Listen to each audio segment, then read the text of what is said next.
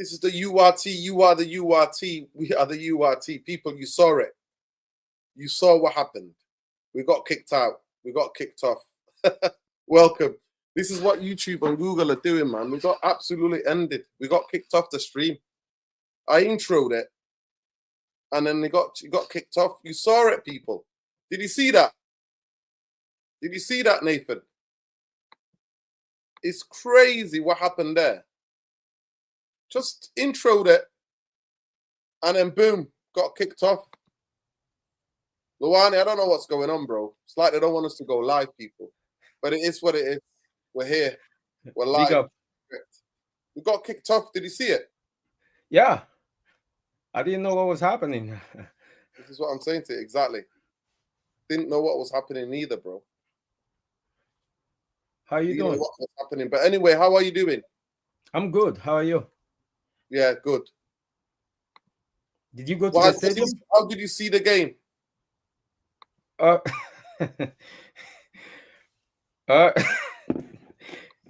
What? Did we get lucky?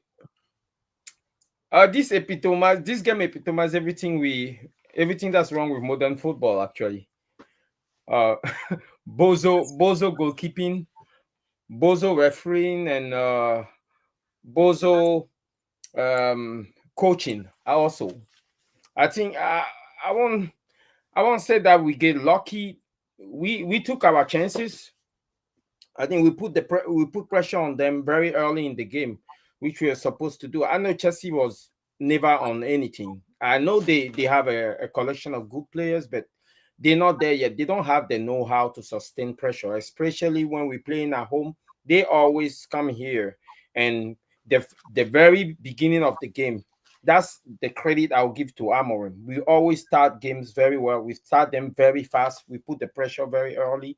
And what happens usually we don't take our chances. But today, the win was in our favor. We got that numerical advantage early, and we also took our opportunities early. So after that it was a bit of the same. I was looking at this game. I was looking for the real test in terms of. I think Chelsea is on our measure in terms of the team that they are versus who we are. I didn't think they were much better than us as a team. And I was looking at this game to measure where we are in terms of the players' mentality, the tactics, and how that will fare well against that Chelsea team. But unfortunately, I did not learn anything new. Partly because Chelsea went down early. I think 5 minutes into the game, they were reduced to 10 men. And at that point, their coach, Maresca, decided that he doesn't want to play football anymore. He just gave us the game. He just took all his creative players out and gave us the game. They sat behind and tried to defend. And at that point, I turned around to my son. I told him, you know what? This is all going to be about how many goals we will score. And but it's also baffling because this end up being like a testament of how much our system cannot allow us to create, to sustain pressure and to create multiple goal scoring opportunity despite playing at a numerical advantage. Because after those two goals, we didn't see much. And that's what have me worrying. It's not like we're playing against 10 men and we're preparing them. And then their goalkeeper was making save after save after save. No, that's not what happened. We were still having difficulty creating. And that's actually what have me worried. But it was always going to be this issue where the referee will be looking to restore that balance, that numerical advantage. So I don't know what went through Casemiro's head. I have him in high esteem as the most experienced and decorated player in that team. But for him to put out the first challenge, that was deserving of a yellow card, by the way. That first challenge, he had no reason to put on that challenge because the player was back to the goal. And I don't know why he did that. So, but even after that, after getting the yellow card, we're still at an American advantage. We are dominating the ball, and Chelsea was still playing in their camp. So I don't know why he went on and did the second challenge, pulling down their player. I think that was a moment, a loss of head at that point. But I won't go as far as to blame Amorim on that. Amorim, we cannot, as a coach, you cannot legislate for those kind of moments. But what I will blame Amorim for is that playing against a team that's 10 men, playing against a 10-man team, I don't know why you still have 5 defenders on the pitch. We are at home. It's clear that Chelsea are never going to come out and try to attack us. So why didn't you make the defensive substitution and bring in a few more offensive players? Like we have 5 defenders on the pitch at that point. So it was clear that we were lacking creativity. And he could have provided that with that creativity by making some offensive changes earlier. But I guess he tried to manage the game, and he tried to manage that 2-0 lead. Of course, that we consider the most dangerous score in football. And that referee looking to restore that balance. We all know that we watch game. We know that if they give a penalty somewhere, they will try to give a penalty on the other side.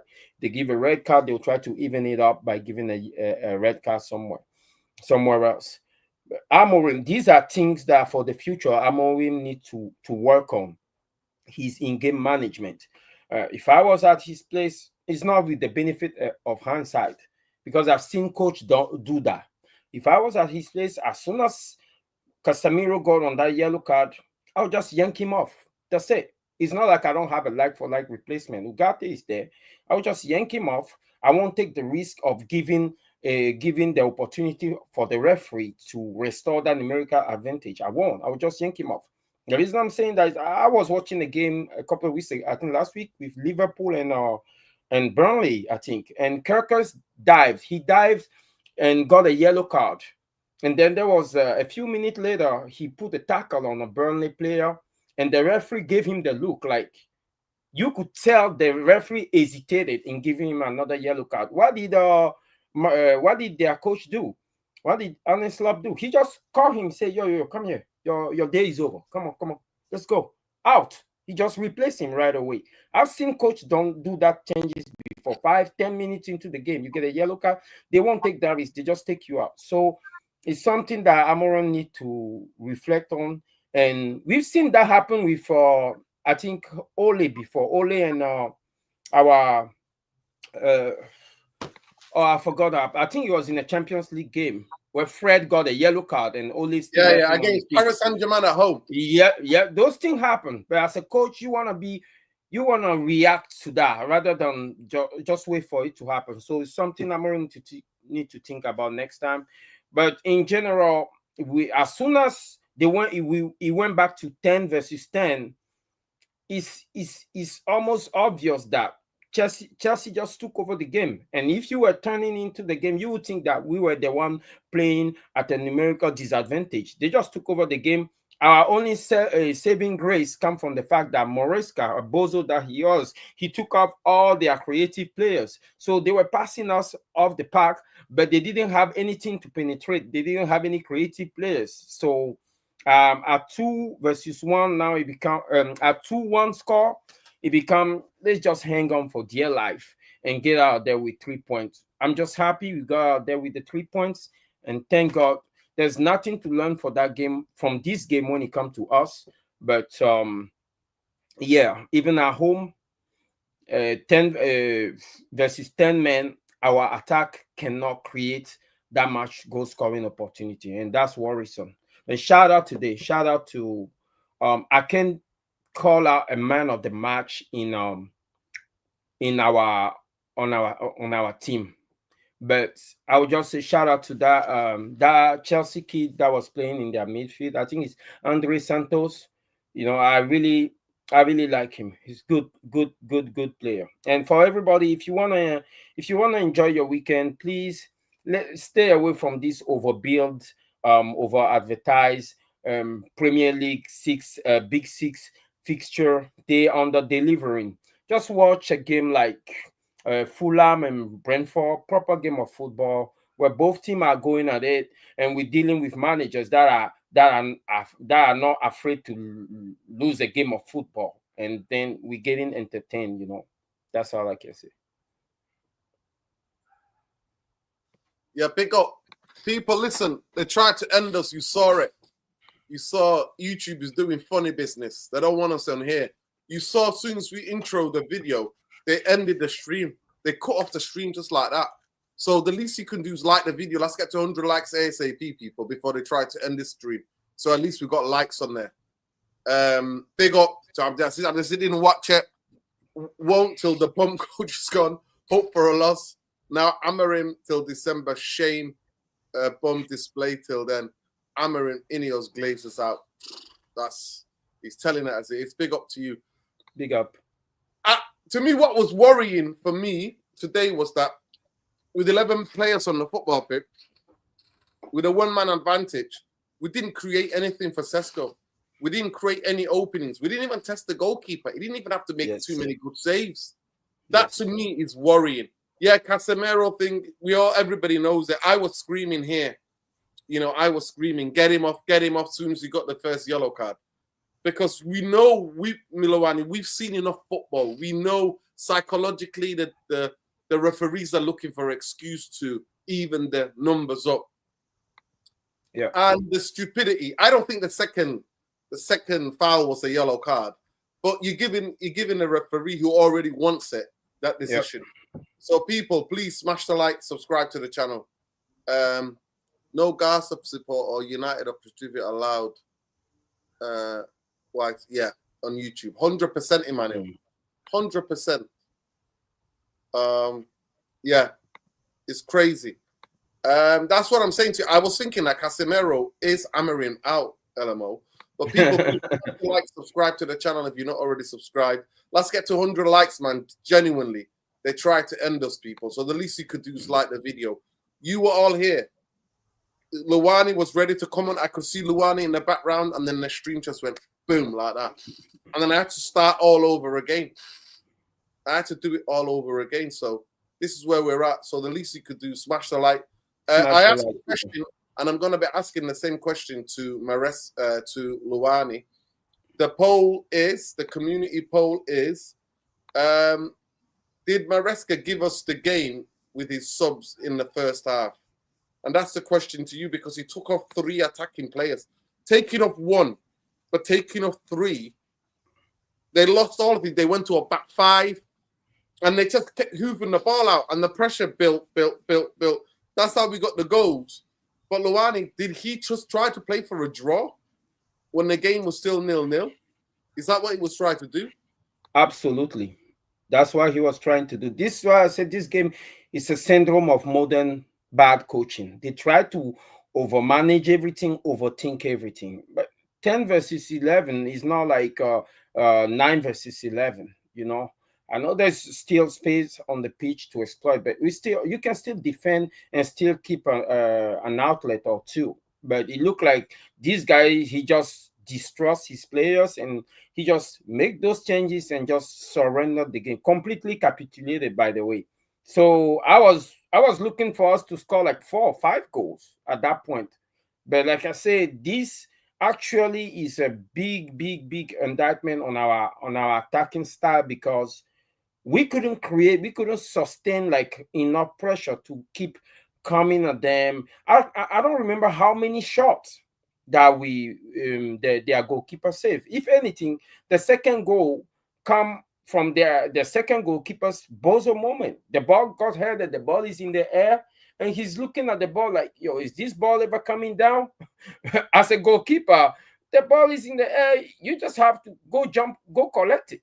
You have 2 hands, and if you jump with your hand extended, you are taller than everybody. But guess what?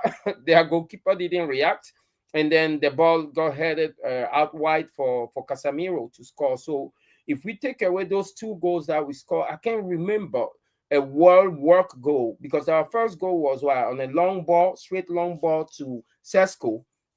Sesco, who knocked it down to Mbomo.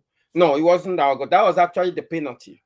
So knock it down to Mbomo, and it was a penalty kick. But our first goal was also in a similar fashion when you have Dorgu. When Dorgu put the ball, headed the ball back across the goal, and Bruno was already on his bike and scored the goal. That's striker instinct. So the only thing I retain for this game, and everybody keeps saying, is Bruno is well suited in that final third. So despite what Amorim think, he need to understand that you cannot play against the nature of a player and have him drop deep doing all those.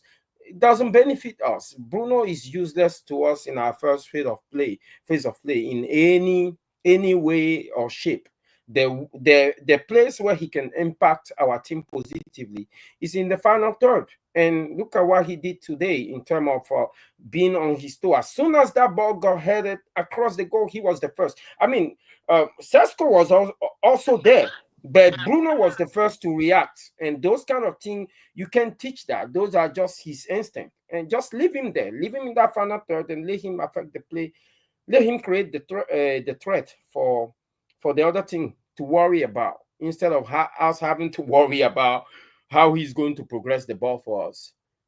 But definitely, like you said, that coach, he gave us the game today, but we still have to go win it. So we did our job. We get the 3 points. There's nothing to learn from this game, but I don't like living like that. I don't like living to fight another day.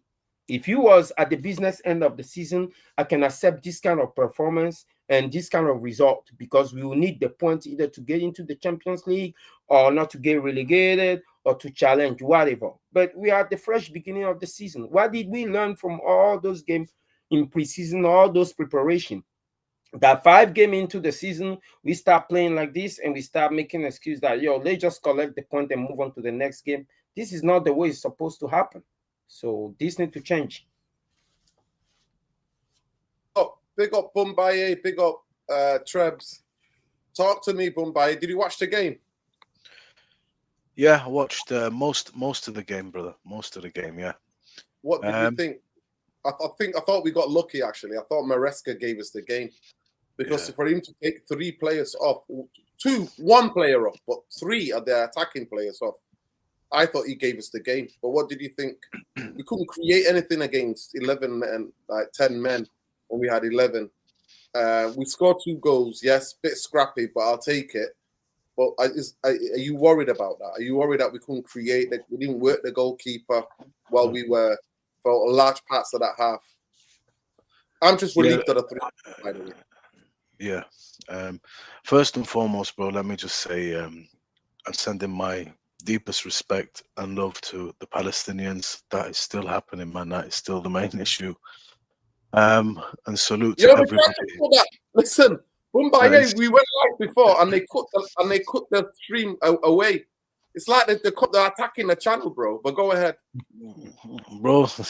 They're massacring people for sport out there, so blocking our channel does not surprise me. Believe me, man, it's crazy. And respect to all the people of resistance all over the world, man, that are standing up against a juggernaut that operates as might is right. You know, the weather conditions struck me. I was out in this and it was really bad. You could see the puddles on the pitch, man, on the touchline. So that kind of hurt the game a lot. Today was all about just getting out of there with the 3 points. I thought United started well. And, you know, Casemiro, yeah, it's a bit harsh, I think, you know.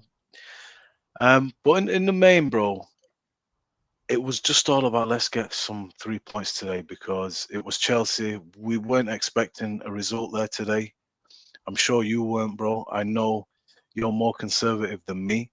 So to go and get 3 points, start well, we played our part in it. And then once we went down to 10, I thought in my head, okay, now it's all to play for. Can we show some character? Can we actually see this one through, or are we going to fold? We fold a lot. We got lucky, yeah, no problem. But we need, you know, we deserve a little bit of luck, man. Everything's been going against Man United quite a bit. So I'm just really happy with 3 points in a very, very, you know, sticky situation today. But that weather was horrendous. I think from Ruben Amorim, man.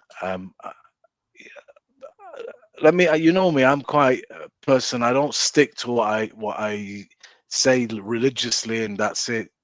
I'm open-minded. I don't mind changing and seeing and developing my point of view. And I listened to Ruben Amorim. He did an interview, and I listened to Jason Wilcock's interview.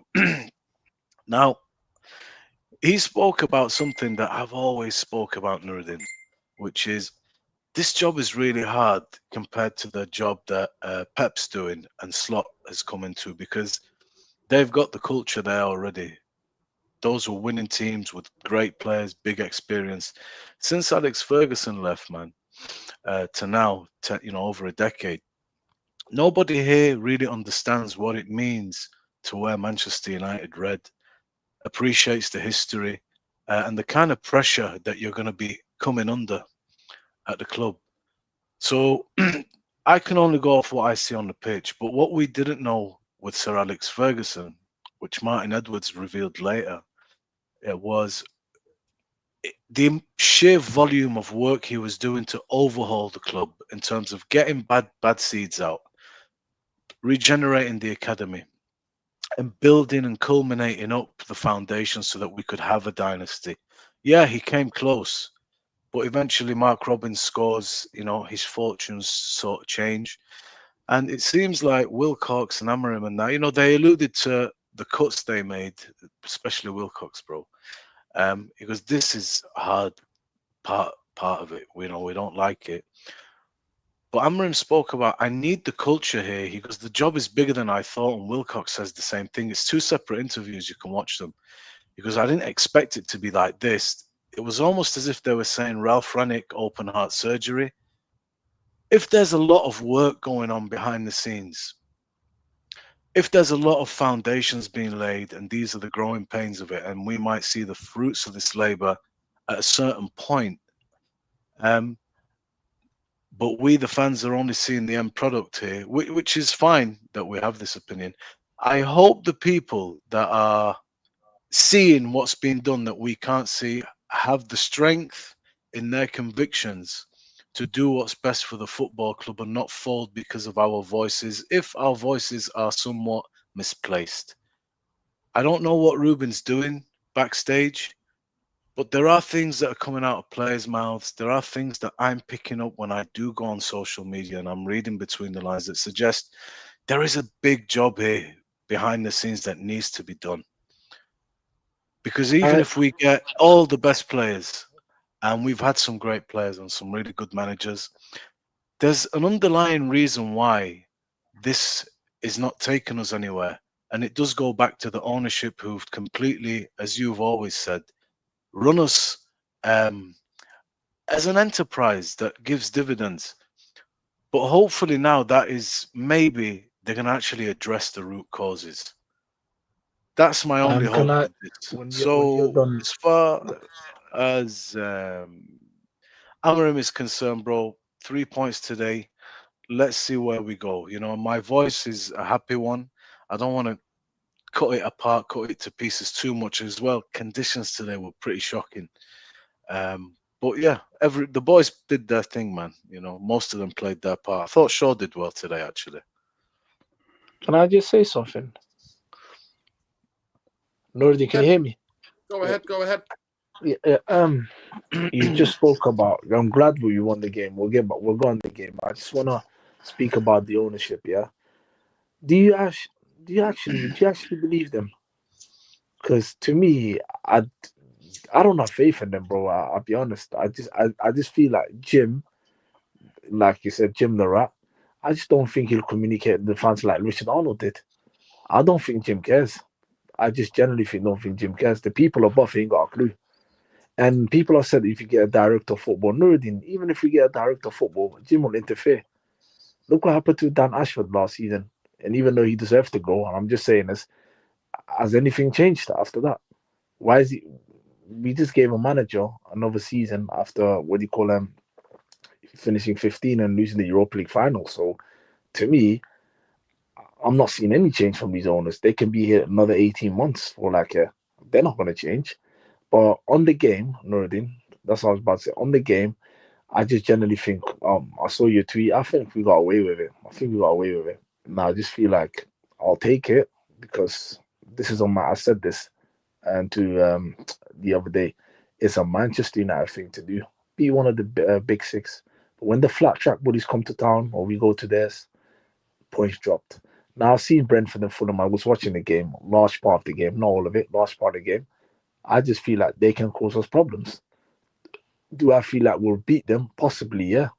Most likely we will. Because I'm not going to say, yeah, 100%. I said most likely. I just know who the team, who Manchester United are in the small teams, and I just know who our manager is. So anything is possible. Just remember, he hasn't won back-to-back league games since he's been here. So to me, it's not me being trying to get giddy. I've seen the script before, Nuruddin. Remember on the Ten Hag as well, we beat Chelsea 2-1 and we lost 3-0 away to Bournemouth, home to Bournemouth. I've seen the script. I've seen this. Oh, nobody can tell me my eyes don't lie, bro. I don't go.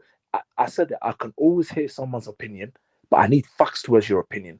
Everything I say is facts. It's there for the evidence. I've seen us struggle against the flat track bullies, and I'm not 100% sure that we're going to beat what do you call Brentford. I'm not 100% sure we're going to beat Sunderland. 2 weeks after, you know who we're playing right after international break? The fucking Scousecons. You think we're gonna have a good time there, Anfield? You know that's not our ground that we don't like playing against. You know, and this Liverpool's team that actually is a different Liverpool, the one we faced in last season. They're not gonna make sure that United dominate the way we dominated last time, because I think last time we were the better side.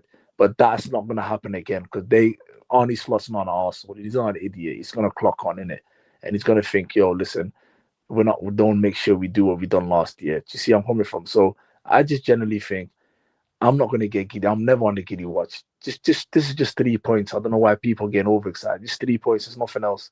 3 points. Move on. See what we do next game. But I just know who the team is, and I just know who the manager is, isn't it? That's just me on my behalf. I'm done with it. Yeah, big up. Listen, I got overexcited.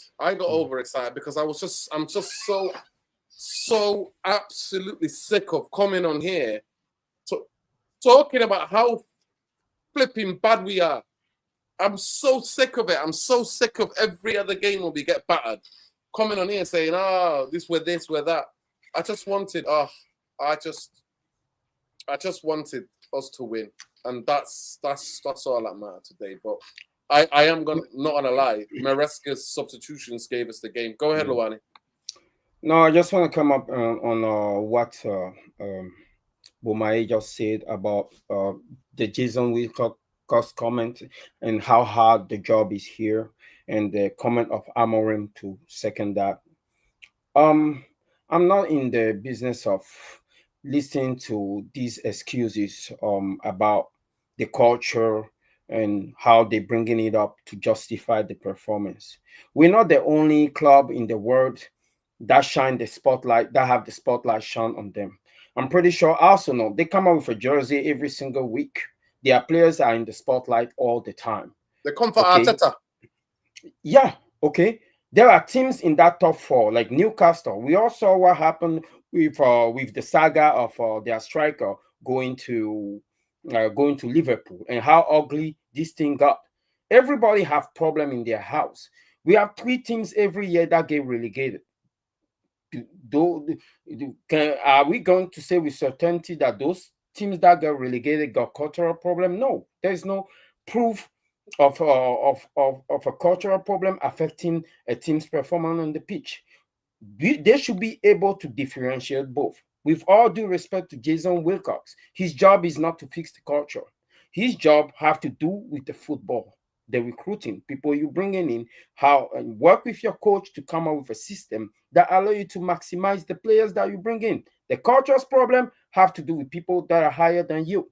If you guys think that there are players in there that do not fit in the grand scheme of what you're trying to do, just get them out. And which it seems that we have done in the past transfer window with Rashford and Garnacho and the others that left. That is okay. But now we brought in new players, Mbomo and Cunha, and we're still talking about cultures. How long will it take? Why is it always us that have cultural problem that affect the performance on the pitch. Today, I'm watching Ahmad regress. He regressed. He's not doing. Ahmad used to be everything he used to touch was gold, and then I'm watching him today. He can't even do 5-yard passes, and then he's in the 6-yard box attempting, trying to look for the spectacular. It is the second game I've seen him in a row trying to attempt a bicycle kick instead of just bringing down the ball on his chest and striking it on frame. Everything we're doing have to do with the manager. It start with the manager, it finish with the manager for me. That's just the way I look at it. But every time we evoke that story of culture, or this is how hard the job is, you want to make it less harder, just perform well. If you perform well, you silence everybody. That's it. Yeah. You know how you change the culture? Start winning fucking football games. That's how you change the culture. People smash the likes, man. We're not even on 100 likes yet. They literally ended the other stream that when we went live before. We don't know how long this is going to carry on, but please smash a like on the video. Subscribe to the channel. They ended the stream. Luwani was backstage. They ended the stream. You don't believe me? Go and ask the people that were watching. Smash the likes. Mods, get on it. Let's go. Let's go. Let's go. Listen, at the end of the day, I just looked at the Chelsea goalkeeper came on. We needed to put some pressure on him. Other than the 2 goals, he didn't make any saves at all whatsoever. We didn't even open him up. And then the Sesco, let's talk about the Sesco decision. Do you think it was harsh to take Sesco off? Do you think it was harsh to scapegoat Sesco? I think it was shocking, bro. I don't feel like he's done enough. We don't play to him, though. We don't play to him. But I'm not listening to me. We don't give him. We don't create any chances. We don't play to him. Murden, you see me. I was never a big fan of Sesco, but I said I've put my I'm not no agendas. I just put my finger aside, and I said I'm gonna fairly judge him when you get a new manager, because under this manager, I just don't expect a lot from him in it. That's just what I'm saying in it. So I don't think there's a bad player. I think there's a player in him. I think he's got fundamentals. I just generally don't think it's gonna look good under this manager. That's just my opinion. That's what I'm seeing. That's just me. Casemiro, can I talk on Casemiro? Nuruddin, I saw a video of you 2 years ago, nearly over a year. I wonder why you said something about Casemiro. Casemiro, as much as I liked him 5, 7, 8 years ago, bro, I don't know what, bro, that player from Chelsea is absolutely going for, and you do that. You put us on the pressure. Why? I'm glad that we won. We got away with it, like you said. But, bro, how many times are you going to do? You're not a young buck no more. You're not a kid. You're a fucking grown man. You're 35 years of age, almost. Correct me if I'm the same. It's almost the same age as me, Nuruddin. The guy is doing that. Like, what the fuck, bro? I know you scored a goal, yeah, fair. But what are you doing, bro? Please, why are you being an idiot? Any other given day, I could have fucking cost us, bro. But yeah, it's a conversation for another day, man.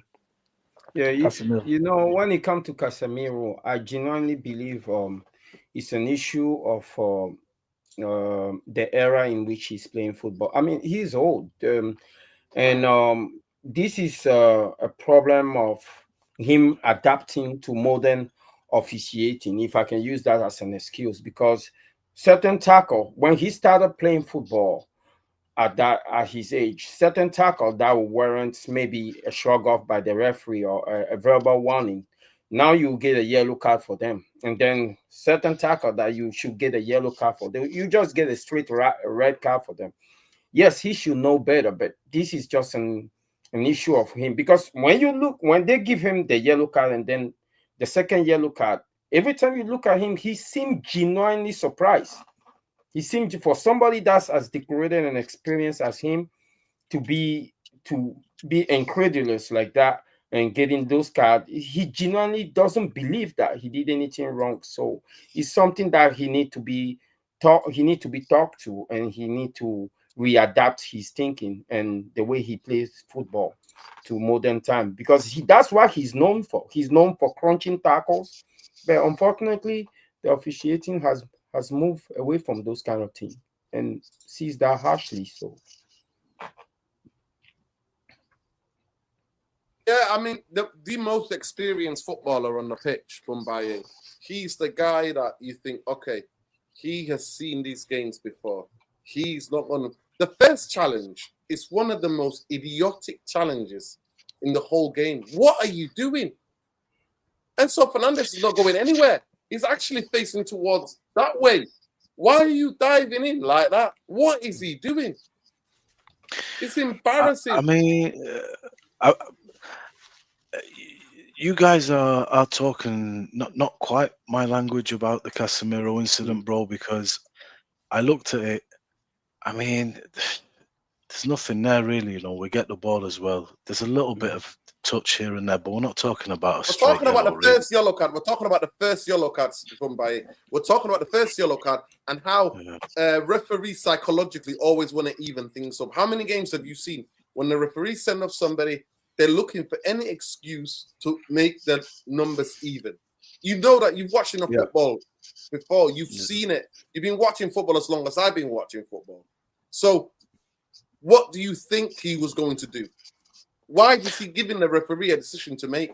It is the most experienced player we have on the football pitch. Thing is, bro, is he giving the referee clearly a decision to make? I mean, yes, he is, because he should know that most referees psychologically want to even it up. You know that, Bombaye. How come you know that? You're not a professional footballer, but you know most referees psychologically want to even it up. I understand what you're saying, Nuruddin. The psychology of the referee is a real thing, man. But it doesn't change what my eyes saw and what he actually got sent off for. They go hand in hand, I get it. But I looked at what Casemiro, what we're talking... Usually when you want to give a second yellow card, it's got to be something. Because you're about to red card a guy. Do you know what I mean? At OT, yeah? No, but let me just say this, yeah? And look. And when you look at it, it's nothing really there for me, man. You know, it's maybe half a yellow. But when you're looking to give a second yellow, usually you got to have a bit of brain, you know, a bit about you as a referee. You might let this or that. No, but let me just say this on the yellow card that you were just talking about. Listen, Casemiro, he's experienced. He should be aware if you're on the yellow, you can't be. Listen, he should know that it's better. He's not a young guy anymore, bro. So to me, the thing I'm not saying you in it, but just generally social media now fans, you can actually hold him accountable. Does not mean he's a bad player. You can hold. Look, I like Amad Diallo. I think Amad Diallo was shocking. I think that he should have squared that ball to whoever that player was. He should have scored. He should have done a cutback. Yeah, he should have squared that ball for a tap in. He was shocking. His decision making lately, Amad, has been shocking. Doesn't mean I'm against Amad because I like Amad. Yeah, but I just generally think a lot of United fans do not want to criticize their favorite player, and I think that's a bit. I don't think that's a bit very disingenuous, innit? That's what I'm saying, innit? And I feel like he deserves to be criticised for that. I mean, I don't suffer from... I'm just saying in general. Yeah. I don't suffer from that. Yeah. So I'm just looking at the yellow card. It's the second one. If it was the first one, okay, fine. I get it. And if you've done a couple, it's the kind of foul where you might do 3 or 4 and then get your first yellow card. It's not a straight yellow card for me, and especially when you get your first yellow, the referee understands. Okay, it's got to be something worthy. There's nothing. There's nothing. It's a nothing moment. It's a nothing situation, and really, it's a nothing challenge, and he gets the ball. So I felt for him a little bit. He grabbed up the guy before Mumbai. But he put some hands on, but it was nothing major. You cannot grab people up like that. He grabbed him up, turned him, and then swept the ball. Come on, he's asking for it. You're asking the referee to make a decision, and you already know he wants to even it up. You know that, and I don't know why you're arguing the point. Seriously, but if I'll be honest with you, right, watching it from a bird eye view. As soon as he grabbed him from behind and he went down, I look at my son and say, well, this is going to be a second yellow. And then when he went to replay and I watched, I said, no, this doesn't deserve a yellow. But the issue is the context. Okay? In a regular game where they both 11 men on the pitch and he haven't given a red card to the other team already, he probably won't give a yellow for that. But his conscience, he already have his psychology. He already have that guilty conscience that, oh, you know what? I gave a red card to the other team, so I need to even this up a way or another. So based on that, Casemiro gave him a decision to make, and he is I won't say it's natural, but it's instinctive. The same way it was instinctive for Casemiro to put in that first tackle, because as a defender or as a DM, the same way it's instinctive for a striker to strike a ball on goal when he's in the box, or it's instinctive for a midfielder to drop a shoulder. It's the same thing. It's instinctive for a defender to just put in those tackles. But it didn't cost us today. It almost cost us, but it didn't cost us. So we still got the 3 points, and hopefully he can reflect on it and be a little more, show a little more restraint next time. But every time you give that decision to the referees, I would say 80% of the time, they will even up the game. If it was not that, it will be somebody else, or it will be a penalty.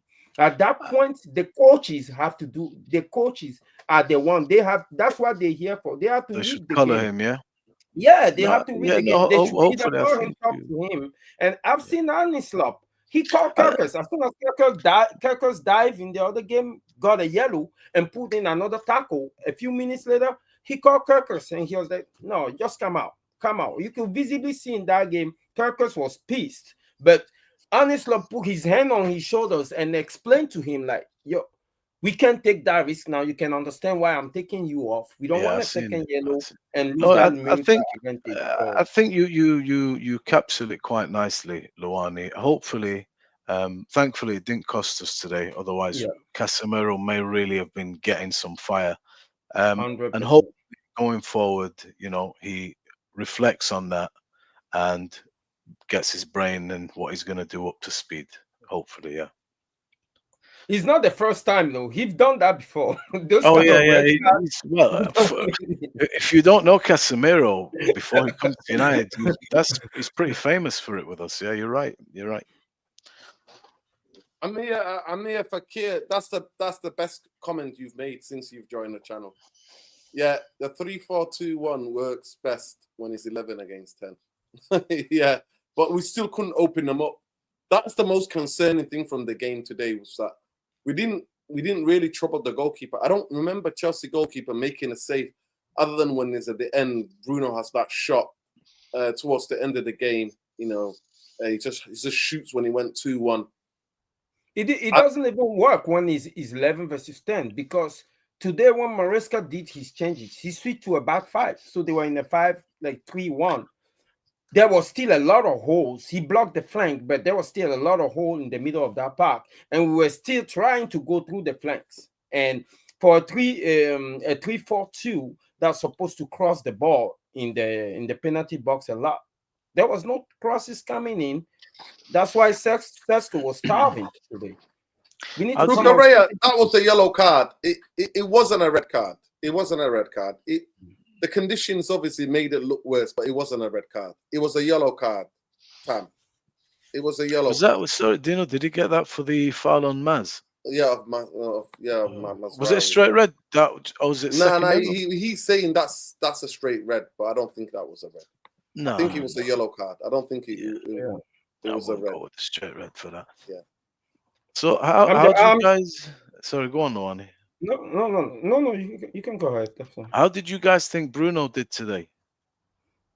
Oh, you know what? Mixed, really mixed. I thought at times he played well. At times he was getting about the football pitch. And obviously, it's hard to judge when you're playing against 10 men. But in the second half, I thought some things that he did well. But also, he gave the ball away a lot. And last indecision, like the crucial bit of the pass, the balls have been a bit too to the side. Like that bit in the first half when he tried to get Sesco through. In forward, when he takes him out wide, the ball is out wide. So a couple of the passing could have been a lot sharper to people's in front of people other than on the side of the people. But in terms of work rate and heart and passion and running, I thought he was good today. 100%. To be honest with you, when it comes to Bruno, I never questioned his passion, because today he looked like he was the only player on the pitch trying to win that game or trying to bring us to the finish line. My issue with him is that I genuinely believe that he does not have the skills for that. that country. He does not have the skills to control the game, to be our playmaker, and that's my issue with him. If he's the heart, he have that in abundance, and he showed it today. But it's still not enough, because when Chelsea took control of that game, each and every single player of ours became just a runner. Do you know, you were mentioning before, Luani, about culture and stuff like that. I remember there was times at Manchester United where some of the players that we fielded were, I'd say, average players. You know, decent, nothing like to shout home about. You can I'll give you some examples like the Raphael brothers. 1 second. Football is about different opinion. Tam, Mutu. Football is about a game of opinion. In the game, I've not watched it again, but when they show the replay, yes, he slid across the yes, he got him in the ankle. Yes, it was a bit dangerous, but I don't think it was a red. I'll watch it again. I will definitely watch it again, Tam. I only seen it once, to be honest, when it actually happened. I didn't even see the replay, but at first glance, I thought it was he slid through because it was with 2 feet. But I'm looking at contact, level of contact. I always think, if that was me, how would I feel about that? So yeah, but remember, we can all think we can think with our heart, but there is VAR. So if there is a foul or a tackle that's deemed worthy of a red card, they will just recommend the referee to do an on-field review, and they will give the red card. Obviously, they saw it and they didn't judge that necessary. So we have to trust them on this one. Maybe somebody's going to pop it in the chat, and we'll get to see it. I thought we had our opportunities, you know, before to finish the game off. There was. Speaking of Bruno, there was a nice chance where it's him, Sesco, and Ahmad the other part. Sesco is not quite on the same wavelength, and maybe Bruno should just play it into Ahmad. I don't know. Do you remember that one? Yeah. And then there was a chance with Ahmad again. He's on the ball. He played it too wide. I thought Ahmad was poor today as well. We got to be honest. He was poor. He played on I made a video defending Euro. And that header, he can't get beat. He can't be that soft. He's got to get up, get his neck muscles up, and head that ball away. Yeah. A few of the boys were saying the same as you. Actually, I thought there was also some good opportunities where we just didn't pick the right pass. Dorgu and I think Ahmad as well. It was like we got men over in the box, and we just fluffed around with it.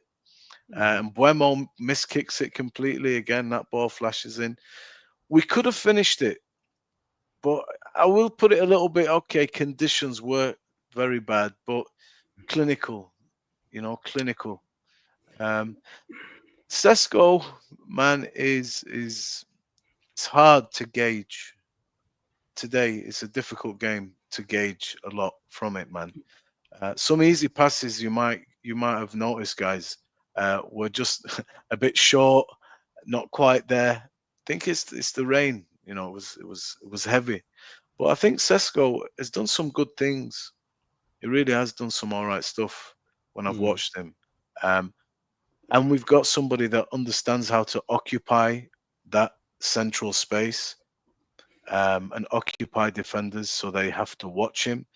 Højlund is not a bad player, but I think the movement of Sesco is nicer.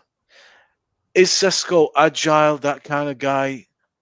I'm waiting. I don't know anything about him, I'll be honest. I know you know quite a bit more about him. You told me about him about 3 years ago, Dino, when he was really flying. I think he was at an Austrian side before he went to Leipzig.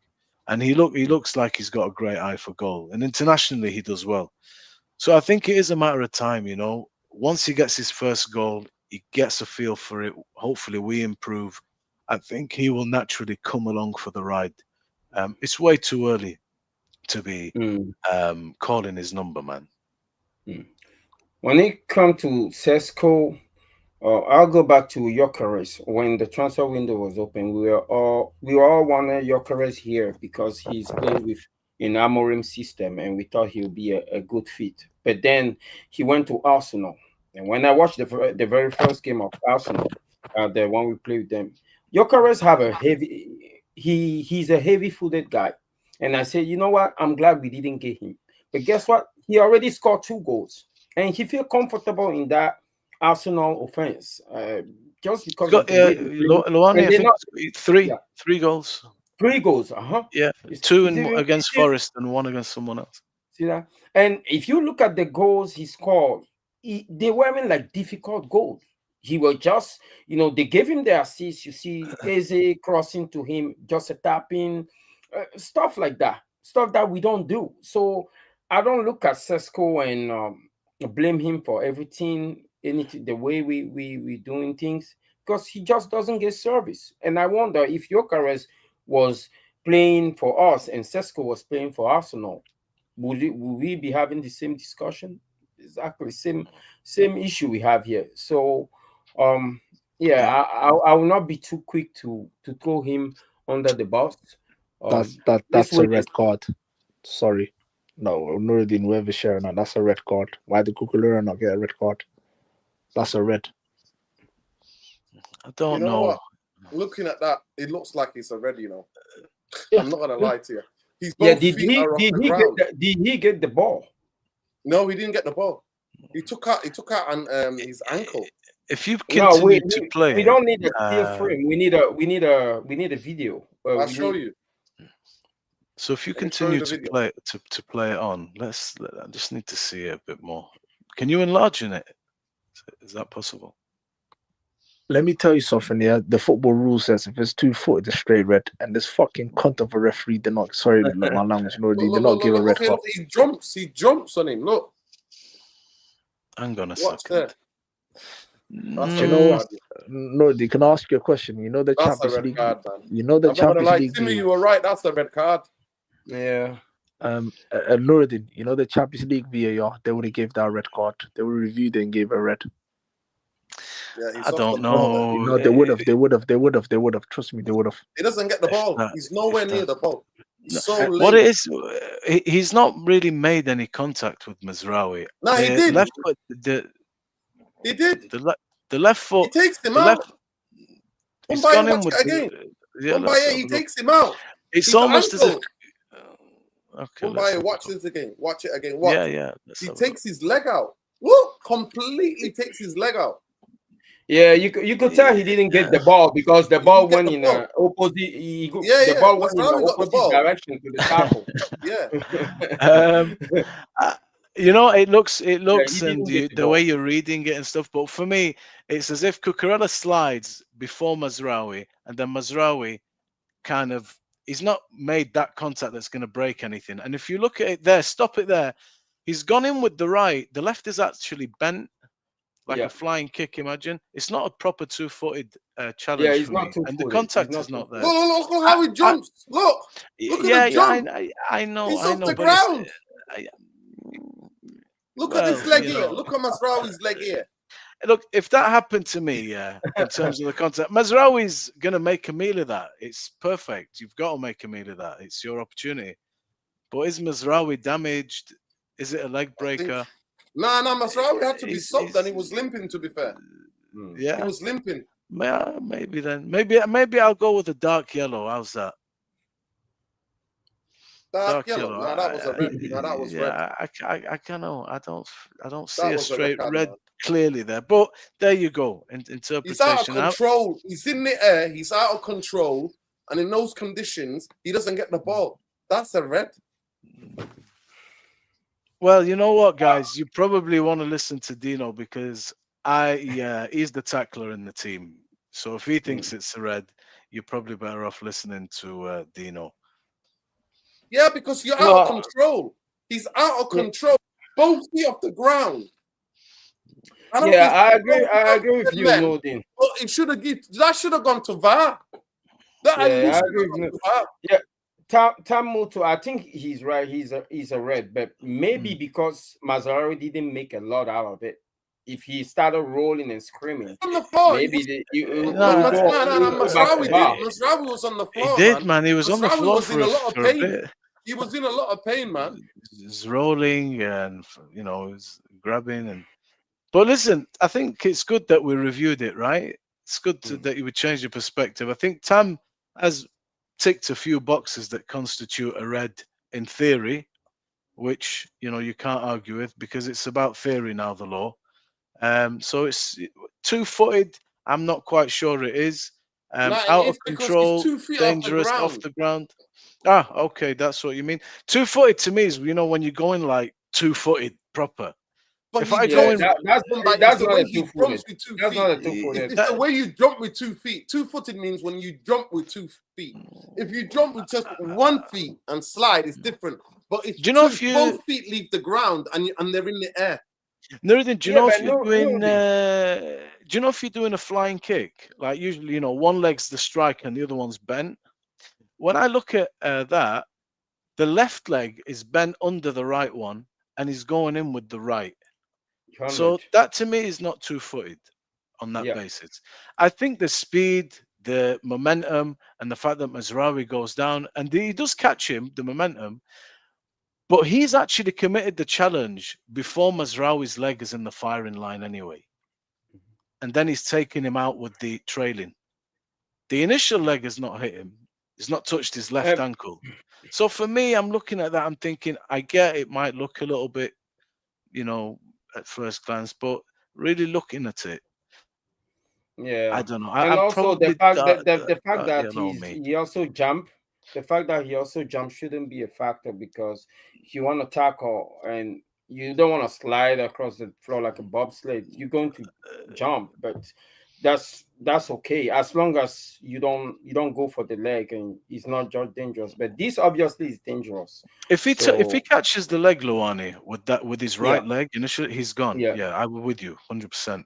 But the fact he's almost becomes like a hurdle that Mazraoui eventually exactly. goes over. Yeah, That's how I see yeah, it. exactly. Yeah.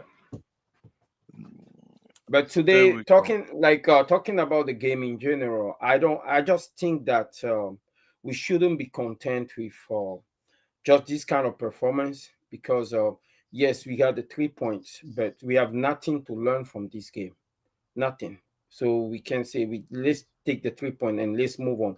This game was supposed to serve as a confidence booster for our team because Chelsea is a worthy opponent. And if we put them away today, maybe 4-0, nobody will say that we were playing against 10 men because their red card was deserved by letter of the law. So I was looking today playing against 10 men, just put them away 4-0, do a little confidence booster for the team. But instead, it's a nail biter 2-1 at the end. And our players will still go in the locker room. They will still go into next week's training session. And the confidence is not really there, even though most of them are back from injury and we're still getting back to full force. We need to do better. It doesn't seem like we can make any game that is well in our favour easy. We always make it hard. We did this at Burnley. We did this at Fulham. It's like we're saying, okay, come into the game, get brazen. And we did this again today. They just have to start killing off these games and controlling them better, seeing them out more professionally. It's as if we seem to just, not on purpose, but Manchester United just start to fade. The reason why, I'm not sure. And then other teams start to get a little bit emboldened more and more and more. So today I was just thinking at halftime, please hold on. Any which way, just get the 3 points. Now the table reads quite nice, to be honest, 7 points. It puts us nicely in the top half of the table. At least that will give the players a boost. If they'd drawn today, after that, that would have been a real confidence shatterer. Yep. Really bad. So it is positive, and hopefully, who's our next game? Brentford. Hey, I saw Brentford play today. Fulham. These guys can play football. I actually enjoyed the game. No, but I think with them, under Thomas Frank and this, I think they'll be more open. I'm not going to lie. I don't know how I don't think their defense was great, and I think they'll be more open. Correct me if I'm wrong. I just feel like if they're too defensive and they're sitting a low block here, that's where the question will ask: what can you do? What can you do, United? Can you break us down? I don't know. They might approach different against us because anybody that can play United, all they have to do is play mid block, sharp. That's it, and make sure they don't concede first. And then they end up winning the game or end up drawing the game. So, to me, I think Amran has to go strong against it. You can't just go there and do this favoritism. And listen, I hate to, I don't want to say this because I'm not a player FC and this, yeah. But what does Manu have to do to actually start? This is what you're doing now, yeah. I don't know what's going on in your head, yeah. But this is not good. This is not a good sign. Pro Where'd him you on up? in Where'd you 86 up pop minutes. him, Trebs? Where'd you up put him Huh? in, man? Where would you put him in at the next to Cass? Cass is out now. But to me, I'll be honest, yeah. When we went to Anfield, it was Manu and Ugarte in it. And I feel like in that big game against Liverpool in 2 weeks and after international break, yeah, he needs to think. I've noticed something about Ruben Amorim. His system is more important than Man United getting results. Yes, we won today. Fair enough. Hats off. Because I said this. Me and Nuruddin, we've said this from the get-go. We always do well against one of these big six. It's when we play against the smaller teams. This favoritism thing what you got with playing. I know they came back from injury. They got playing with Mason Mount, Uguay, head of Kobe.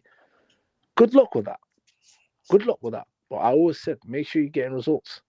And at this moment of disposal, he's not getting results. He's got one result today. Let's see how it continues. Because your system is more important than Man United getting results. Because you said the system's not the problem. But what is the problem then? How come you're not winning football matches? If Copes comes in, who would you drop? Bruno?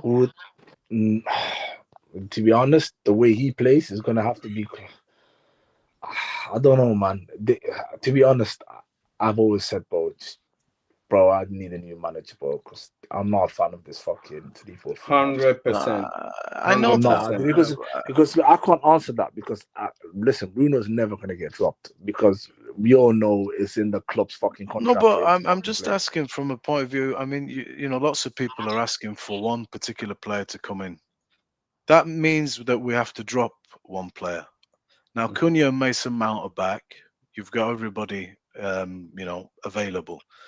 Who do you drop? Do you drop Sesco, Bruno? Do you drop Mbuemo? No, do you not play Cunha? What would you do? I've always said get a new manager, Kobe, Bruno, and that can play. Cunha can play on the left, and I think Ahmad will probably be more option to be dropped in it. That's why I think in it. But I generally at this moment of time, if you're asking me to drop Bruno, that's never going to happen in it. But I mean, even it's happened before. But if you're asking for a player to come in, in my mind, because I struggle with the Kobe Minu thing. I was one of the first to say I fear for him, and my fear for him is that he doesn't cover ground. He's a wonderful player, really good link-up player, good at tight spaces. He plays with swag. I really like him. No, but does Mason Mount Ugarte cover ground? Very much so. I think so. Right. I think Mason Mount is actually this season. Even the detractors have said just one thing: he's doing really well. It's the shift he puts in. He sets the tone for the press. That's the one thing that he has done. And Ugarte, I mean, if he doesn't cover ground, that's the only thing he does do. That's the only thing you can say that he does. Goals used to cover the ground. Did he run around? No, he controlled the ball. He controlled the game. He did. At the end of the day, he played in a different team. Let me finish. Please let me just finish. Right. As a coach, you can coach to get the best football. In midfield, Kobe's better than Casemiro. He's better than Bruno. He's better than Ugarte. He's better than Mason Mount. He's better than all of them in midfield. He should be playing in this team. He should be. But what happens is that in this team, the midfield gets exposed. So you have to be an ultimate warrior athlete to play in this system. And that's what's exposing him. But it's exposing everybody else. It exposes Bruno. It exposes Casemiro. It exposes Ugarte. So why is he getting singled out? Go ahead, Luani. Yeah. To answer the Bruno's question, the reason why it's so hard to drop Bruno is he's the captain, of course, but he doesn't fit this system. He's the only player I look in this system. I look at his skill set, and I think that he's been shoehorned into the system because he cannot play on the left as a 10, and then he's not the first phase player. So being in that double pivot is not also working for us, even though he can play that ball over the top. He's the reason why this system is getting deployed the way it's getting deployed, and we're having all that issue. Because when I watch Crystal Palace and I watch the profile of player that they use in that double pivot, in Adam Wharton or Phil Hughes or Jefferson Lerma, they all first phase player to a certain extent. That seemed to be the prerequisite to be a double pivot in this system. Bruno is not a first phase player, so we can't do anything about that. If you want to fit Bruno in this team, we have to change the system. We have to switch to a 4-2-3-1, and that's the system in which I think he can find more success. And we just leave him in the front, in that front three, in that front four. He playing that number 10 position, and he's flanked by Cunha and Bomo, or Ahmad, or Ahmad and Kobe Mino. And I think the team will be better off. But so, you know the thing Can is, I just say something? we, 1 second. let me just make this point, please, Trex. We're talking about hypothetical things.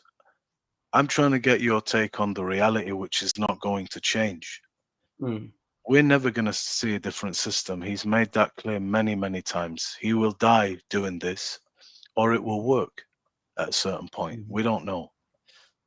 So the Kobe Mainu, like Bruno, as the second player next to a natural defensive midfielder, be it Ugarte or Casemiro, they are a completely different profile to the kind of midfielder that we are really wanting to bring in, which is Carlos Baleba. Totally different. So I think they're naturally suffering as a result. So there is the argument that you're saying shoehorning Bruno in there. So I've made the case, Ben, last week to say, Ben, look, Bruno is playing in a position as part of a midfield where he's suffering. He's better in the pocket, creating things. That's his skill set. Whether you think he can do it or not is absolutely fine. I accept what you're saying. But his skill set, he's not a defensive midfielder type of player. He's not got the speed, the aggression. He's not good at cutting passing lanes. Nobody moves as like a baleba does. He's a machine, that boy, fantastic physique. So whoever we're put in there is suffering. So when you're saying bring in Mainu, either you're saying bring him in as a 10, which I don't think is going to be easy. One thing, unfortunately, we've got a problem in this team. We're very heavy in the 10 position now. Very, very heavy. You've got Xerxes, you've got Mount, you've got Bruno, you've got Mbuemo, you've got Cunha, you've got Sesco. Our 3 new players added to what we already have, and we paid big money for all of these. They want to play. And to be honest with you, nobody's tearing up any trees. It's pretty open still. So I didn't quite understand why we went and signed 2 10s. Now we've got a major, we're very heavy in the 10. So in the 6, I'm asking myself, if I put Cobb in, I mean, what is he that different to what Bruno's offering me anyway? Is he going to succeed better? I think he's going to suffer, and he has suffered when I've seen him play there. You might have a decent game. You'll see a bit about him, but he's still going to be exposed because his quality he's not suffering more than others. Casemiro suffering. Bruno suffering. That Ugarte suffers. And this is the point I'm trying to make to you. People, we need 50 more likes on the video. Come on, the least you could do is like the video. The point you're making stretches not just to the midfield, when the it club stretches buys new everywhere. number 10s, when the club buys new number 10s, you broke it down. That means Bruno cannot then drop. Bruno's got to be sold. The club didn't sell Bruno. So Tamu asked me who the front 6. Bruno's not in the front 6. For me, our number 10 is Xerxes. Xerxes plays in the number 10, one of the 10s. And then we bet Sesco in. And to me, I'm a believer that you don't throw and play in every game. I'm not believing starting Sesco every game. You need to bed him in slowly and surely. You can't just burn him out like you did with Rasmus Højlund and put more pressure on him. You've got to bed him in, bring him on here, start a game here, take him off here. Today, we had 11 players for about 40-something minutes, and we couldn't even get an opportunity for him. Yeah. We couldn't create one. He created the best thing that United did today. Sesco created it. It was that flick on header for Mbeumo, and then Sánchez comes out, he gets the red card, and he gives us a positive light. United then go and win the game. But for me, Bruno is not in this because he can't drop. In this system, he likes number 10s who drop and pick the ball up and can carry the ball. Mbeumo can do that. Cunha can do that. Bruno is nothing in the team, and I don't know why this manager and this football club kept the guy. I don't know why. I do not know why. It's crazy. But yeah, for me, let me try. Let me try answer Bomaye's question. Right wing back who can actually can play the right wing back role. But go ahead. Luani, Bomaye, on top of that, bro, answer your question. Just answer this as well. Yeah. I know everybody's suffering, Dino, but there is still an element of balance we have to preserve, which is we can't play Bruno and Kobbie Mainoo together. That would be effective suicide, I think, really. So you do have to have either one of them next to a Casemiro in spite of the deficiencies. Because Casemiro does bring something different, and so does Agati. You put Bruno and Kobbie Mainoo together, I think it's way too open, much more so than what we are now. Yeah, you're right. You're right. Can I just say something? Yeah, to answer your question, I just want to answer his question quick. So you essentially talking about the double pivot in this system, and you're talking about Bruno compared to Kobbie Mainoo vying for the same position. Now, if we look at the way other teams deploy the player on this position, we look at the attribute of both players. The best suited to be in the double pivot is not Bruno, it's Kobbie Mainoo. Now, where is Bruno gonna play if Kobbie Mainoo is the one deploying in the double pivot? There's no place for him on the pitch. Can Bruno progress the ball? Can he take the ball from the defenders and back to goal or back to the opponent's goal? No, he can't do that. The same requirement is asked when you play in Amorim's number 10. You have to drop in the middle and you have to be back to the opponent's goal. Take the ball back to the opponent's goal. And this time you have to do it in traffic. And you have to be able to play with your other midfielders. He can't do that. So basically, that's why I'm saying that he's being shoehorned into this team. The team Bruno can do best is play facing the opponent's goal with plenty of space to trap the ball and put it over the top. But we don't have, in this system, we don't have that kind of setup. This system does not allow you. If you look at the way he was playing it with his previous team, his stance always come to the ball and it's always a one-touch pass. They will do a one-touch and they will start making the run as inside strikers. Bruno cannot do that. So that's the issue we trapped with. If you agree with me that he cannot change the system, that's why you said that. You say Amorim said that he's not going to change the system. And we also agree at the same time that Bruno cannot be turned into a first phase player at his age. He cannot receive the ball back to goal. He cannot, not in the 10, not in a double pivot. Something have to give. That means that Amorim is going to die on this hill. I don't see any other alternative. You know what? The other day, Nuruddin, yeah, when I think Ben was the guy that comes on your show a lot, and it's not here today, yeah, I think that's his name.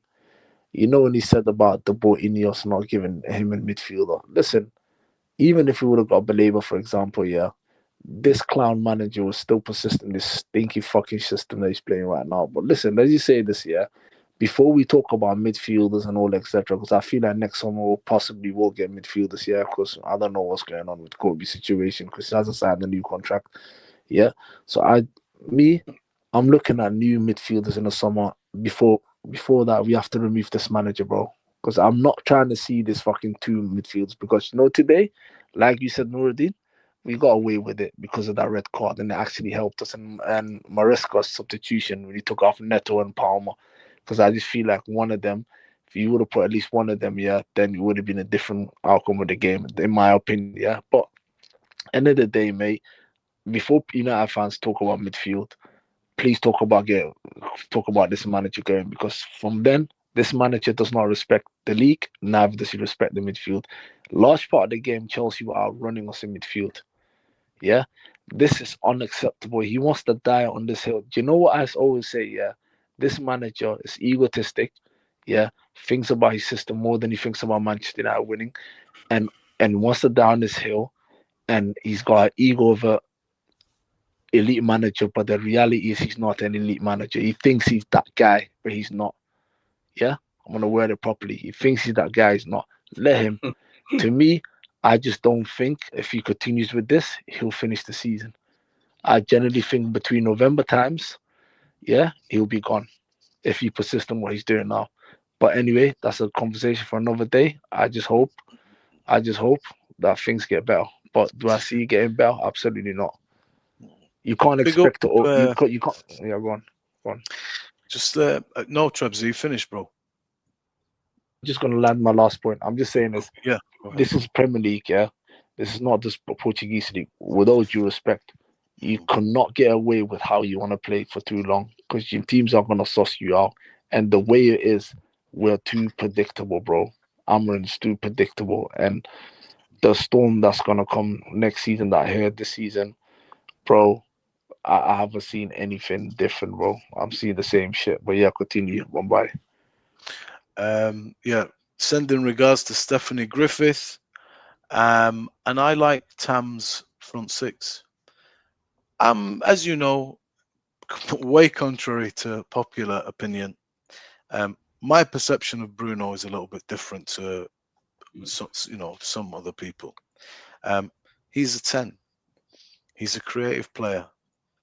His quickness of thought, his ability to, give you a pass that can turn a game on its head, get you a goal, link up the play. And Luani, last season I spoke about Bruno's ability to, when it's tight.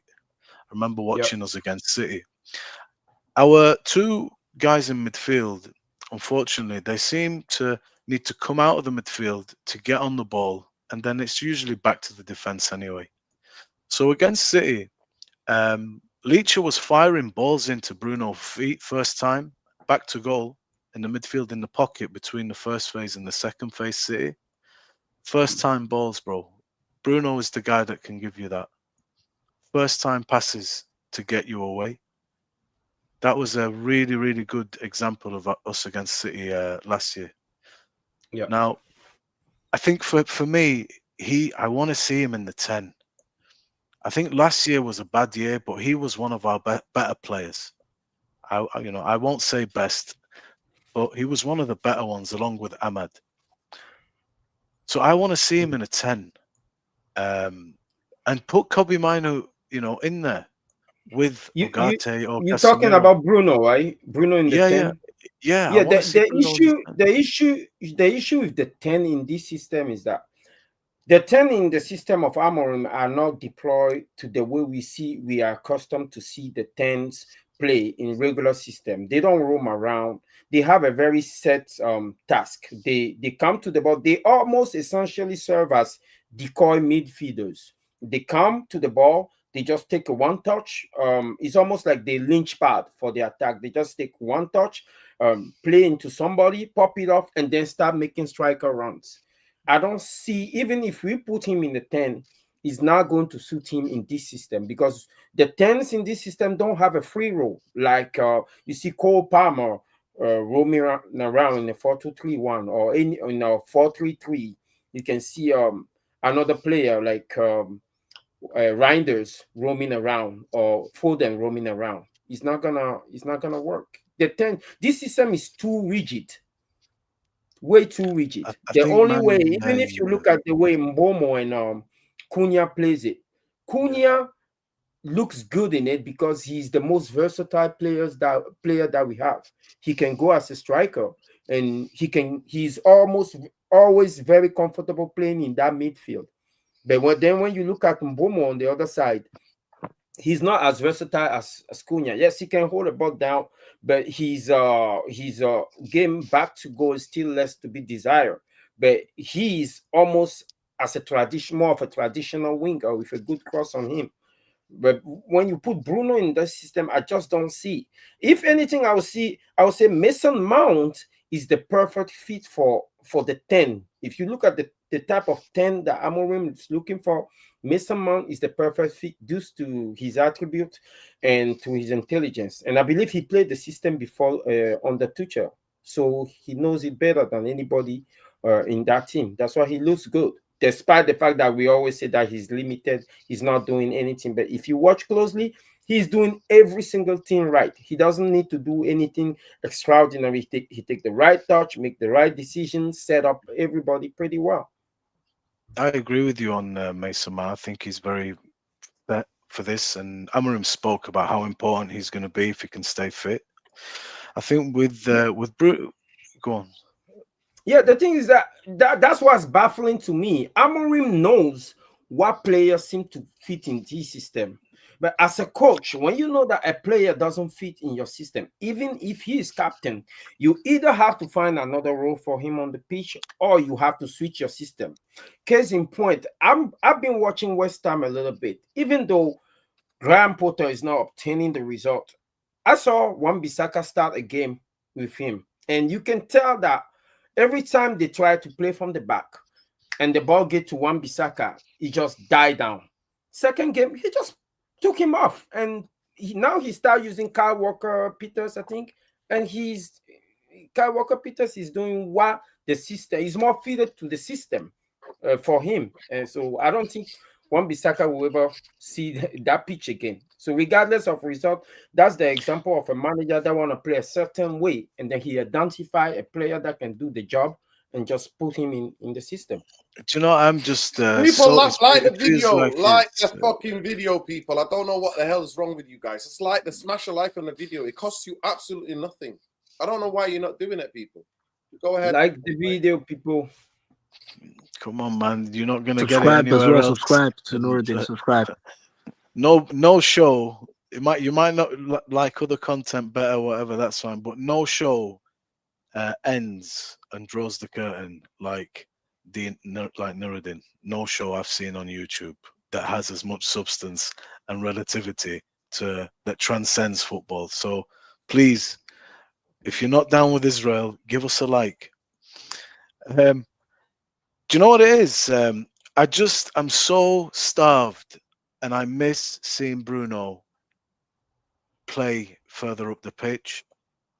And I'm just tired of him playing in that 6 and sometimes having to go to the defense to get the ball. It's just a bit of a waste. It's a bit of a waste, you know? So in the 10, for me, in terms of linking play, in terms of giving you that final pass, in terms of, bro, the creativity and the imagination, I think Bruno's better than everybody. That's in my opinion. Cunha is fantastic at driving that ball. But sometimes you don't need just 2 drivers. You need a guy in there as well that is finding Sesco. Once Cunha's given the ball, he's finding him. He's got the ability to switch that ball and bring Dorgu into the frame all of a sudden. This is what Bruno gives you. It's quick thinker. Quick thinker. I'm not really big I don't on have a suggestion, but, I have a suggestion, right? Yeah. We all know our striker is not getting any service right now. Why don't he just play Bruno as a false 9 and put 2 runners on both sides of him? Bomo and Cunha can play as inside strikers. And they're winning runners. They're winning runners. If Bruno drop in that midfield, his work rate on the press will help us. He'll be the spare man to start the press. And if we get the ball, I don't feel like this manager likes to think a lot. Brother, I don't feel like this. I wish that can work. Luani, he would try these things, but I only ever talk within the framework that seems set in concrete. You know, I just don't think that we're going to change anything. It's still the same framework. He's just using different personnel. Bruno dropping in the midfield doesn't disrupt the system. It's still the same thing. What did you guys think we did well today? Did you like any parts of the performance? I know the game narrative unfortunately changed contrary to what we thought we might get, and it was eventually, Yeah, we escaped. I thought the What way did we you like? started the game, I thought Yeah. the physicality. I like the physicality that we started the game with. We put them under pressure straight away. Use the conditions to our advantage. I thought we hemmed them in. We kept them in their own area, and then the mistakes came. But that header from Sesco, big up to Sesco, changed the game, because that flick on was just a direct hoof ball, and he flicks it on. Mbeumo times his perfection, his run to perfection, and Sánchez does what he does best. We talked about Sánchez, yes. We talked about how they got a dope goalkeeper as well. But yeah, one thing today, Bayendia punched one, but we could have been 2-2. Did you see the way he didn't gather that ball when the cross came in? Just absolutely dopey, shaky. But yeah, I like that from the first minute onwards, there was the intensity about Manchester United. There was physicality about Manchester United. You've got Luke Shaw throwing himself, jumping like he's Jordan in the air, not even getting the ball. But I was still good. It. I like that though. Yeah, there's some physicality. That's what I'm saying to you. So the physicality aspect of it today, I thought we were at it. That sometimes can give you the platform to win football games. Yeah. But of course, the red card changed the game, and then Casemiro does what he does. Cucurella should have gone as well. 100%. What is on the last stream, I said Chelsea is visibly a little bit have more talent than us, but that talent is young. So the one thing they will bring is talent, but we can counter that with intensity, and we brought the intensity really early. And as a young team, I know they don't have the know-how to handle that kind of pressure, and they crumble right there at fifth minute. That Bozo came out and got his red card. He's matching orders. So yes, if anything I like today is the intensity with which we play. But then can we replicate that if we're not at home?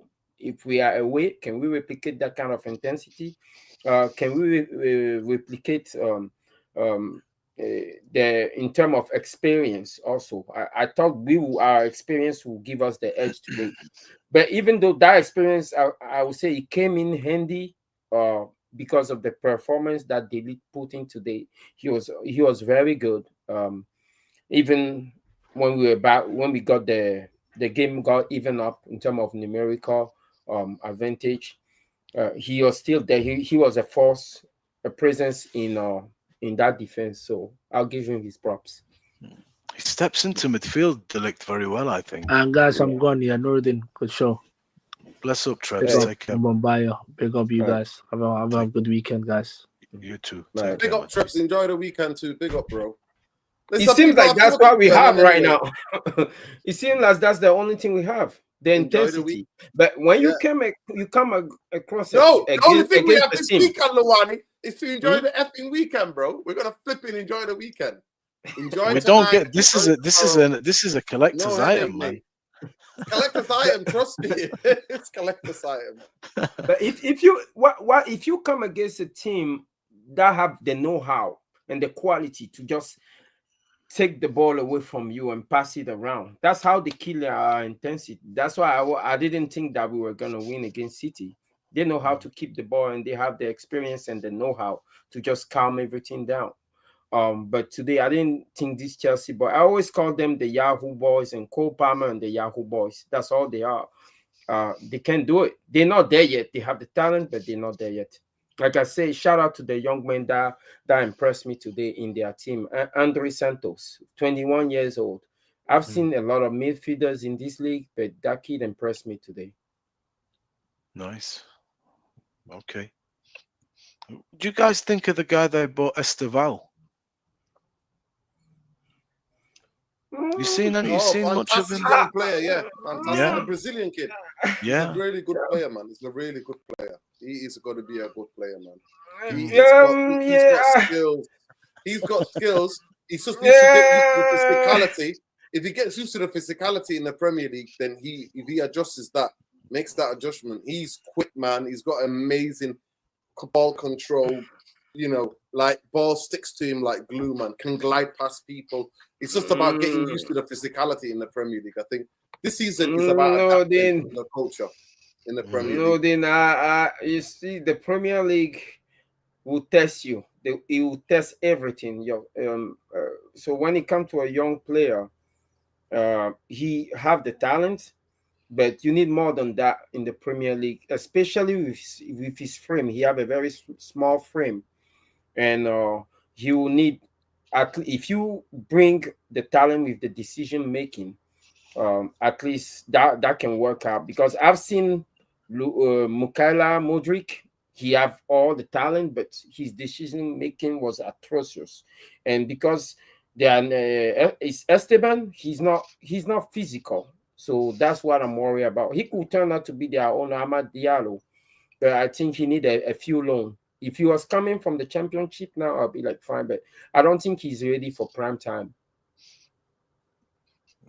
What about man of the match? Any thoughts? Today, I thought the lit was the most aggressive player in our team. I thought the lit was super aggressive. I thought Mbeumo was good as well, to be fair. Obviously. What did you like about Mbeumo today, do you know? What impressed you with Mbeumo? He looks fitter. He looks a lot fitter because obviously you know that he was 2 weeks behind, like almost 2 weeks behind in terms of fitness, because he had a week and a half off from before we bought him. He didn't come back for pre-season. He had about 7 or 8 days off. So he was way behind in terms of fitness. But the lit was really good today. The lit was good. But to me, in Mbeumo, what I liked about him is that he's got the fitness and the physicality. He held the ball up good. He didn't lose the ball. He connected. You know, he went through, obviously, the red card, and he did the most really important thing in the game that changed the game for us, gave us that platform to take advantage of that in that 44 minutes, or however long it was. So him and Sesco did that, but I like his decision making. You know, the way he ran the channel, he kept the ball, he tried to get back in at times, and he didn't lose the ball. He wasn't just Man City. His decision making was fucking horrendous. I thought, I was like, get him off the fucking football pitch against Man City. I was like, what is he doing? But today, much better, and he looks a lot fitter. He looks a lot fitter. Like, the sprint is there, that he's getting there. So his fitness levels are good, and his touches were good today, I thought. Yeah, I'll give it to Mazraoui, just because I think this is his first game back, if I'm not mistaken. He didn't lose a beat. He the still second game back, City, he was horrendous. He was horrendous. All right. So I guess he catch up, but this game he didn't put a foot wrong. Because I didn't think that he'll be able to hold his own. But then we played against 10 men. But if he was the game as a whole, it's Andres Santos for me. I like midfielders that are able to take the ball under pressure, and being that young.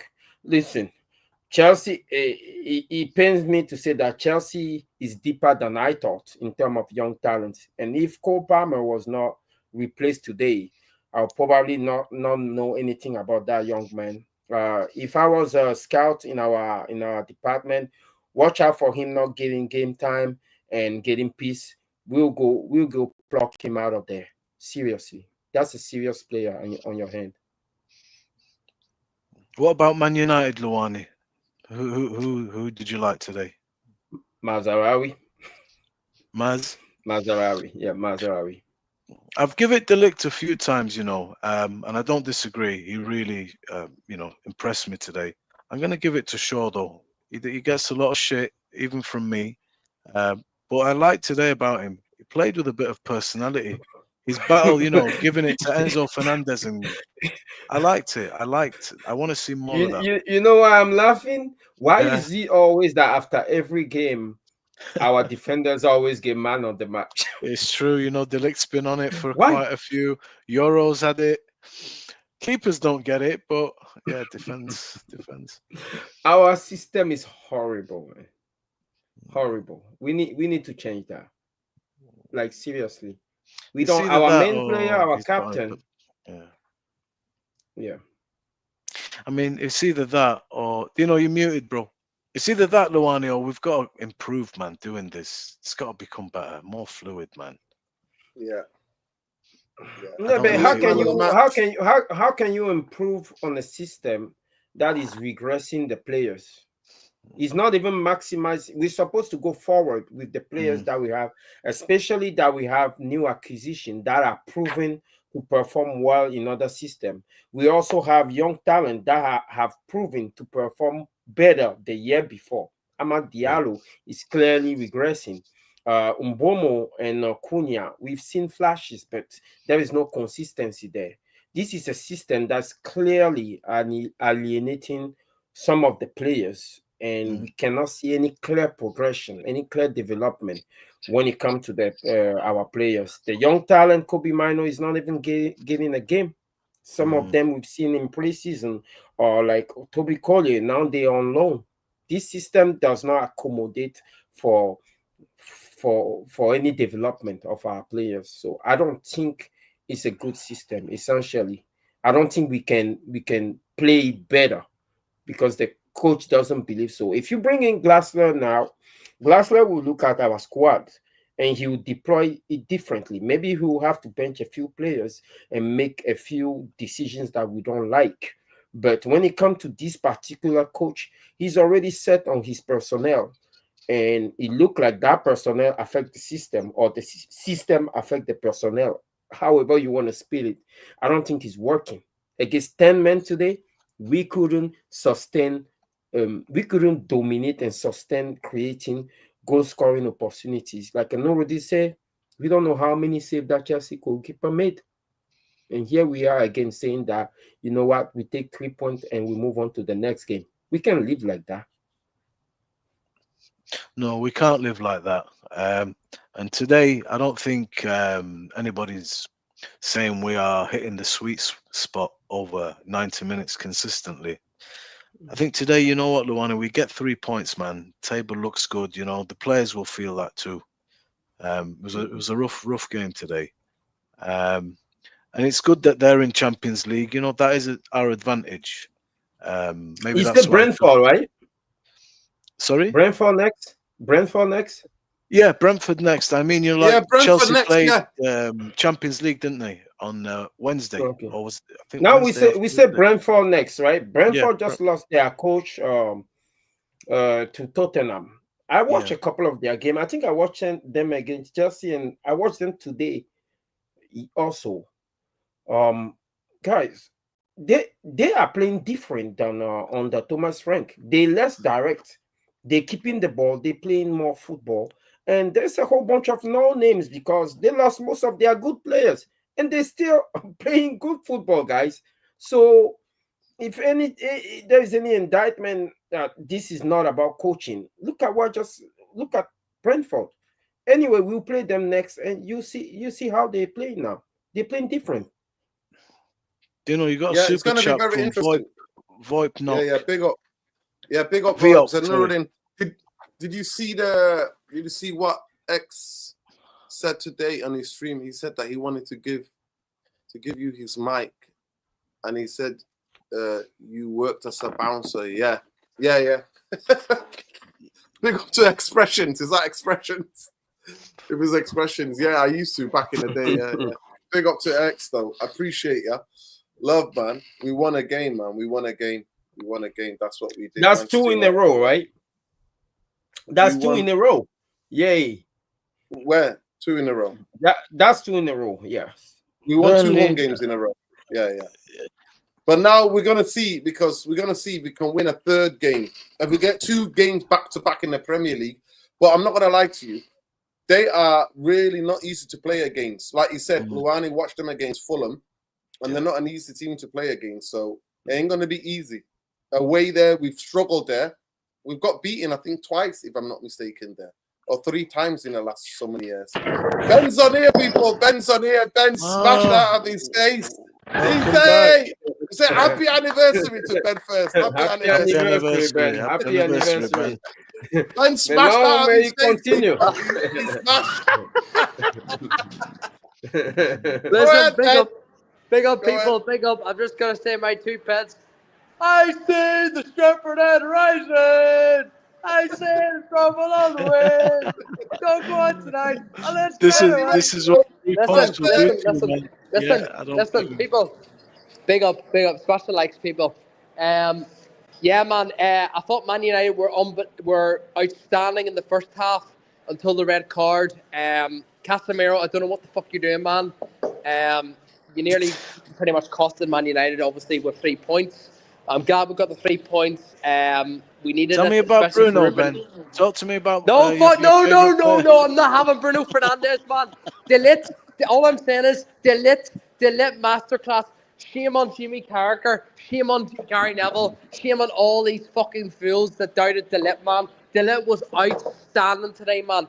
Outstanding. But There you go. I'm just glad, man. I'm just glad we need results more than performance. I'm out in Belfast. My missus said I can go out and enjoy myself after a win. Manny was absolutely Baltic today, raining, just constant raining at Old Trafford. But yeah, man, look, at the end of the day, you know, you've got to when you're up 2-0 and you're down to 10 man. You know, at the end of the day, man, you've just gotta fucking you know, defend and win football matches, and that's what Ruben Amorim needs, man. Like, you know, statistically, he is the worst manager in Man United history, man.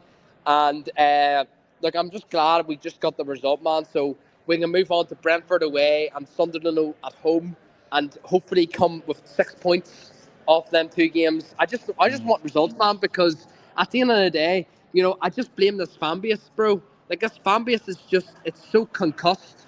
Like, we're not seeing the bigger issue, man. Like, it can't just be Ruben Amorim, man. We can't just sack Ruben Amorim and then it'll fix everything. You've got to go for Barada. You've got to go for Wilcox. But yeah, man, look, I'm just glad we got the 3 points. I'm glad my record still keeps going in Old Trafford. Obviously, I've lost 2 games and I've won 15 games ever since I went to Old Trafford. So the record continues. My missus We need to enjoyed get you a myself. season ticket. Oh, man, I told Khalees, big up the Khalees. I told the Big Khalees up, and Khalees. Shakarian that I need a season ticket, man. Honestly, because every time I show up to Man United on Old Trafford, then we just perform so well, man. And yeah, man, I'm just glad. Look, I'm just glad we got the result. Like, as Jarvis said the other night, like, you know, we need results. We need results, man. But look, man, I've had one too many Guinnesses down me. I went to the Bishop Glaze and I had a good time, fun time. And yeah, man, look, big up to the Old Trafford crowd, man. They were phenomenal today. Big up to the players, except for Binder. He nearly made me shit myself today.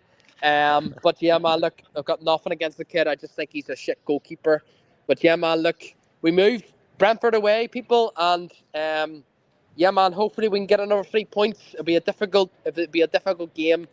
And yeah, man, look, I'm out in Belfast at the moment. Still having a few pints here and there, but the missus is at home, so she's protecting me at home when I get home. So she'll be finding a way to my bed somehow, like, you know. But yeah, big up everyone. Make sure you like the video, people, and subscribe, and also you know what it is, people. Free Palestine, fuck Zionism, and each and every day, man. And yeah, man. Up the Irish, up the Reds. Happy anniversary, Ben. Happy anniversary. Big up, man. Big up. Bless you, Ben. Big up, man. Enjoy the night, man. Enjoy. Big up, man. Big up, man. Appreciate you, bro. Hit the likes, people. Big up. See you there soon. You go. Special like for Ben, man. He was there today. Our correspondent for the game. Big up Ben. Big up, Ben. He's the counterforce to the hyena that Pogba buried on the pitch, actually. So he's a good luck charm now. Yeah. I Look wish at we'd gotten Shaqarian with his Donnarumma obsession, man. Shaqarian, I swear to God, you're shameless. Shameless! Donnarumma would have saved it wasn't a shot, it was a header from Chalobah. Oh, excellent header, by the way. He's good, you know. He's doing well for himself through the Chalobah. So all right. By the way, the United fans were singing degrading kind of songs about Garnacho. I don't agree with it. Like I said, I don't agree with it. Manchester United have got a bigger fish to fry, man. Stop picking on the young kid. Leave it out. Yeah. And you don't have to use the fact that he's Argentinian. Because we've got Argentinian playing for us. I hope he's back soon. We miss him, Martinez, you know. His passing ability, his aggression. What's happening? Is he fit? What's going on? Yeah, he just touched grass. He had a cruciate ligament. Wow. Yeah, that's a big injury. Is that Nuruddin? Is that his first cruciate ligament, or is he? Because he's been out for quite a few. No, like he two, last time three he was times, out with a man. metatarsal break, but this time it's a cruciate ligament. Yeah, his knee. Oh man. Does he have people- a history of injury? Yeah, he's become injury prone since he come to English football. Yeah, the physicality is not too much. Listen, people, we've not reached 150 likes to the video with a stream. At the end of the day, it is what it is. I can't worry about you guys. I worry for Martinez. He will never be the same. Yeah, Big he up, might Wendy. be right. Big up, Wendy. In regards. Let's hope and pray he is. He's going to be right. But people, like, subscribe to the channel. Big up to everybody. Big up to Lawani. Manuel Lawani, 1979, the United trucker. Go and check him out. He needs to change that, United trucker. I promise. Make sure I'll you do follow that. it. I'll What change that. football kit are you wearing there? What football kit are you wearing there? It's not Manchester United. I just pick it up at TJ Maxx. That's it. It doesn't have his no. Well, what is no it? What's the team though? What's the team? No team. Just a regular jersey. It's nice. No What team. does the badge say? What does the badge say on your? The badge just have you have something I don't know, like a bird, two heads or something. I have no clue. I just like the Adidas jersey. I pick it up. I didn't want to put any money in the hands of the Glazers. Never, don't I'm buy not any buying United it. shirts, mate. Unless you get them from China.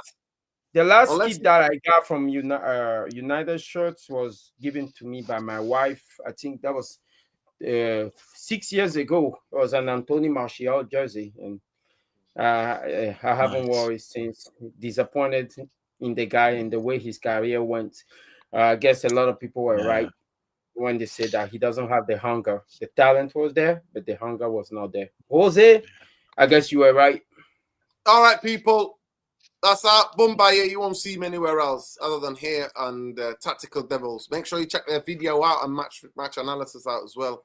Love and light, people. Take care. Big up. Free Palestine, free Lebanon, free Syria, free Iraq, free Iran, free everywhere, man.